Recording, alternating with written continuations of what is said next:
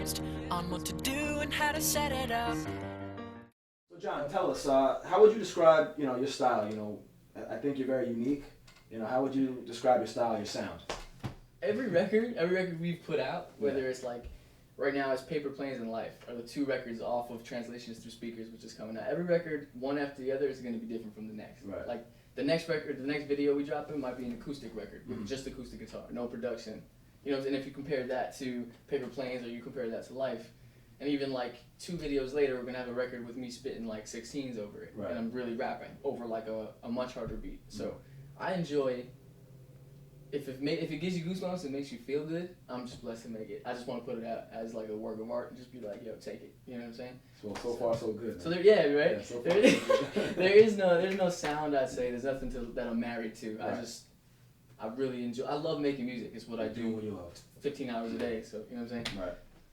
All right. So tell us, what's a normal day for Jon Bellion? I mean, we see you, dancing, singing, humming and rapping. But what's a normal day like for you? Man, people assume I'll talk to like friends from high school or people like, Jon, you're living that life. You be in. I don't leave the studio. Yeah. I'm here, like literally here. If I'm not in like. He's here all the time because his bed's right here. He sleeps in the studio. I do. I make it a. You can at least make your bed. That is my actual bed. He doesn't even make the bed. He doesn't have time to make the bed. This is where it all goes down. So it's exclusive. This is a normal day for Jon Bellion right here. Normal day is just working on records. That's literally it. Like I'm here. I just went on like a 2-month production writing kind of tour down in Los Angeles, and I worked with a bunch of people and it was fun. Right. And when I came home, it's to visit my family and to sit in my room and make music. It's cool because a lot of the placements and the beats and stuff that have been placed that are on like major albums or whatever, they've been made in this room. Right. So it's like all the behind the scenes footage and all the making of videos and all that stuff. It's really just in my bedroom. That's it. Man. Right here. So it's the whole. That's my life. That's my life. So you're extremely busy. You're all over the place. You've worked with amazing artists and producers. You've you traveled the world. What's been the most memorable moment for you? When have you said to yourself, I can't believe that just happened? The most memorable moment. I literally try to wake up every single day, just because I woke up and I get to do this for a living. That's where I'm blessed. All right. So on the opposite end, has there been a time where you've been, upset, let down, thinking about giving up, maybe just saying, maybe this isn't the right road for me? There was a time. There was a time when, probably about like a month before Kara found me, I signed my publishing deal, and things started kind of moving from there. I was crumbing tables at a catering hall, just working like whatever, and it was like a full-time job. I left school and I wanted to pursue music, so I was just working and whatever.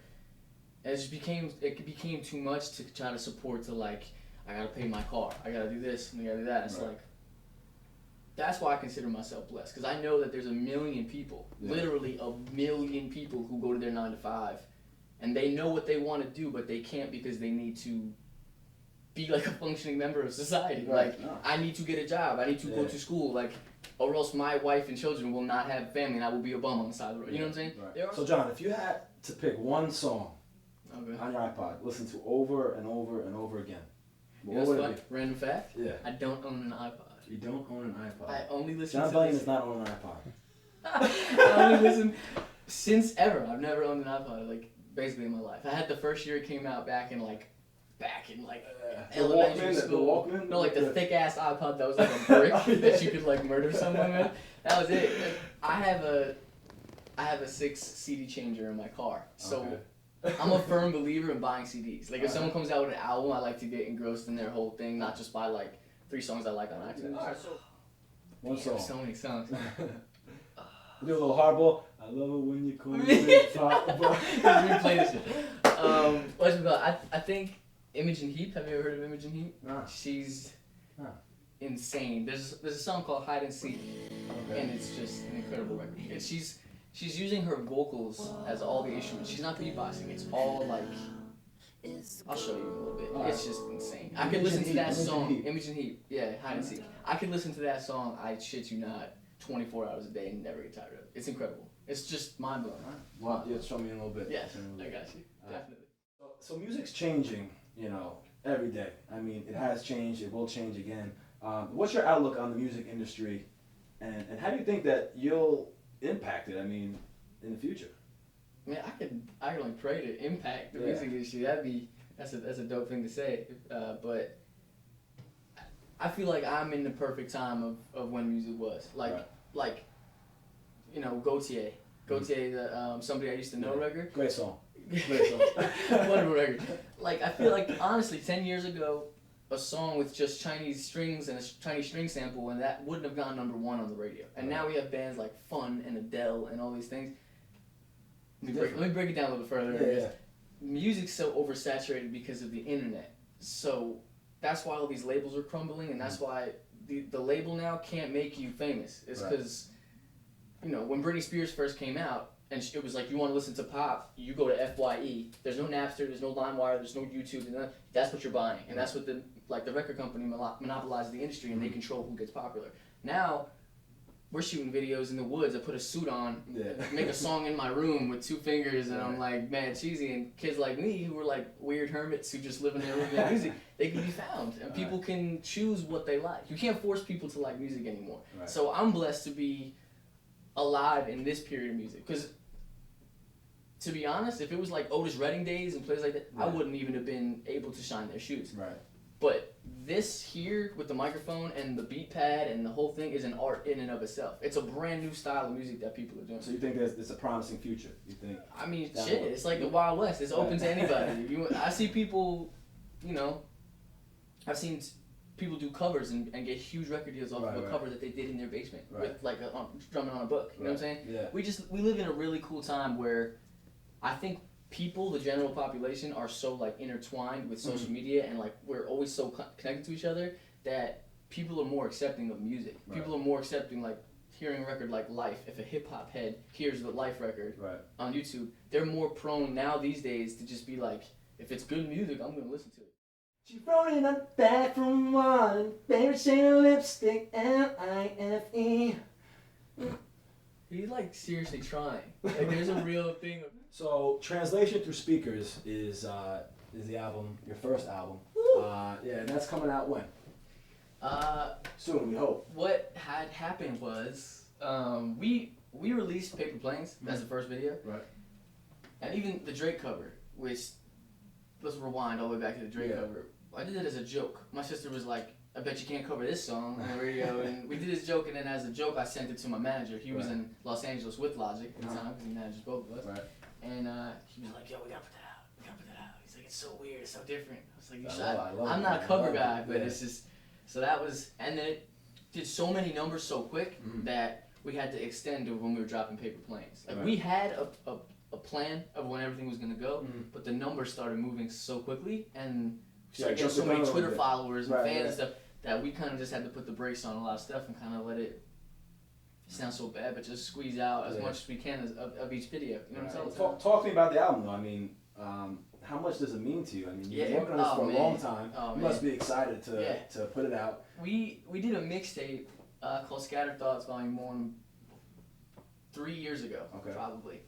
And I put it out through my Facebook page personally, and it was just whatever. And that's actually sort of in hand what led to me getting a publishing deal. Right. And it was such a local mixtape. It was kind of a month of me promising my friends I would put something out, because I was just making records for fun. Right. So I had a month of, even if the record was unfinished, I just put out everything I did in a month, and I just put it in order and put it out. I ended up doing really well. So it's funny to see Twitter followers now who I'm like, that stuff is so old, and like I'm mad self-conscious. I'm like, we don't even consider Scattered Thoughts. We took it off the internet. We took it off my website. You can't download it anymore. So if you can get your hands on it, God bless you. Take it, run with it, enjoy it if you like it. But since then, I've made about full-blown, start to finish, like 200 records that the world will never hear, that I've worked to make my music sound this way. So this freshman project is actually a senior project. Yeah, so it's actually I've been doing this. It's my graduation album. So I mean this album, Translations to Speakers, means a lot to me, because the platform's there, and we have a small organic little fan base growing. So now this is finally me being like, even with my friends, I'm like, this is it. Like this is time to release the music and just put it out and just let the world soak it in and take what they take from it. You know what I'm saying? So I'm excited. I'm excited to see what people think because the reactions have been so cool, man. Everybody. Right, so you've been working with Visionary Music Group and your manager Chris Zaru. How'd that come about? How'd that start up? I knew Chris 3 years ago before he even met Logic, before anything, and we were just good homies. He actually came to the crib in this room actually like 3 years ago, and a friend of mine was just like, yo, knew him and was just like, hey, you gotta meet this kid. He just makes music in his room and just check him out. Yeah. And long story short, I played Chris some records and it blew my mind because I've had a lot of management offers. I could have been managed by like a ton of people, but Chris was the first manager to ever be like, your sound is a little too, like, I can't do anything for you right now. Like, I can get you a record deal. He's like, I know tons of people through his another artist. He had Taya Bali, and he's like, I have connections. I can get you a record deal. But as far as management, I just can't facilitate what you would need. That blew me away. Like when he said that, I'm like, that's one of the most honest answers. Most people would be like, I could manage you, and I can sign here and do this. So I've been to LA. I've been to Nashville. I went to everywhere, and I met with realistically probably like 20 different managers that were all connected, that were all managing huge artists. Tons of people. And long story short, my gut was just like, let me hit Chris up and see how he's been and what he's doing. And then a month before we moved forward with Visionary and all that stuff, I didn't know who Logic was. I had no idea. And I remember him saying something about it. I'm about to start managing a kid named Logic, and I really like his music. You really like him. I checked the numbers on YouTube, and it was just like, and I actually liked the music. I would never be on the same management team as someone that I didn't like. Logic, his music's incredible, and he's a student of the game of hip hop, and he perfected his craft, and he's just the homie. He's a good person. So it was a no-brainer. No-brainer. You're happy with I am so happy. They're like my best friends. Like I spend. Shout out to Chris Zaru. The homie, Chris Zaru and Logic. Yeah. They're awesome. They're awesome people. I'm blessed to be in a family like that. I consider them family. So your publishing name I see on Twitter. I see Beautiful Mind floating around. I mean, what's that about? Talk to me. 11th grade, I think, 12th grade of high school, something like that. I saw the movie Beautiful Mind, Russell Crowe, one of my favorite movies. Classic. And he's crazy, which I think I'm pretty nuts too. But people think he's nuts, but actually he's like a genius. He's doing like incredible codes and things in his mind and whatever. So it's kind of like it's sad. Tie in a little bit. Yeah, you know what I'm saying. So that's just what stuck with. And then Beautiful Mind, I just kept putting in places. And as I matured as a person and grew up a little bit and realizing at least what I think is important in life.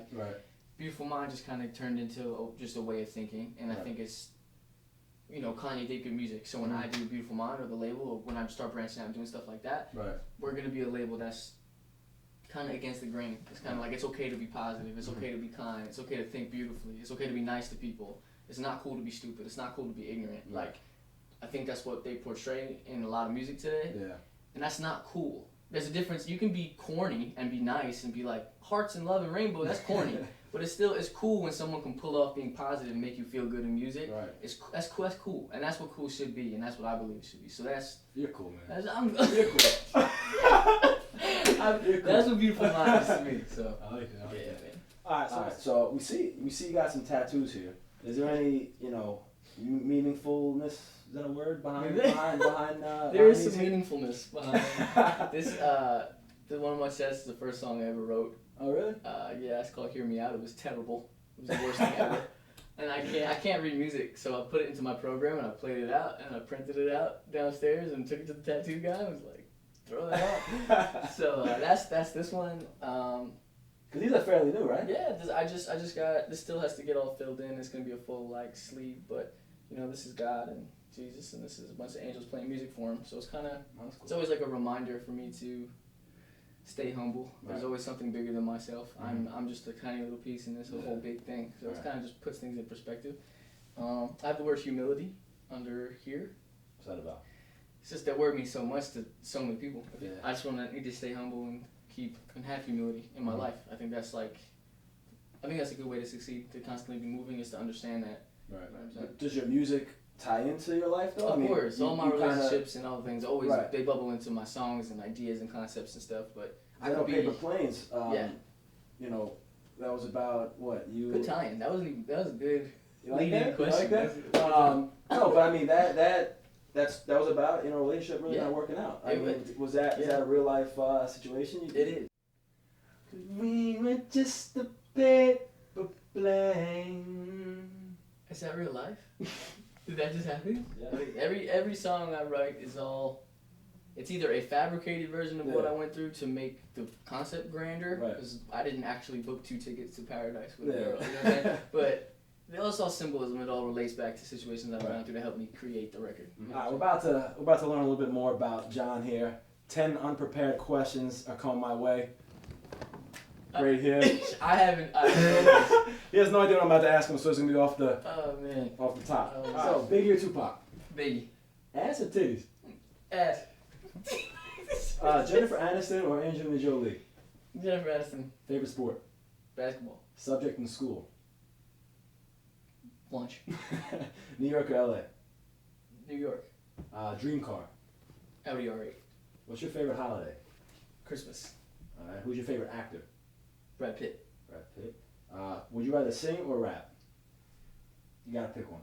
I know we just talked about it. Sing. Sing, okay. Favorite genre of music to listen to? Anything. Favorite meal to eat? Something my mom cooks. Italian meal my mom cooks. Alright, fast food's bad for you. If you had to stop at one fast food place, what would it be? Taco Bell. Taco Bell. Alright, well, that about does it. It's a good run through. Think about it, Pat. Good pass. Alright. Now. Alright, so Jon, man, thank you, bro. You've been doing your thing. Anytime, man. We're proud of you. We're excited to see what's next. Thank you for having us in your home in the studio. Yeah. And yeah, man, we're looking for big things. NickyBtv. All day. My guy. He's the only man I've let in my home anyway, because he's the dude. So. My guy. Shout outs to this guy. She wrote it on the bathroom wall in her favorite shade of lipstick.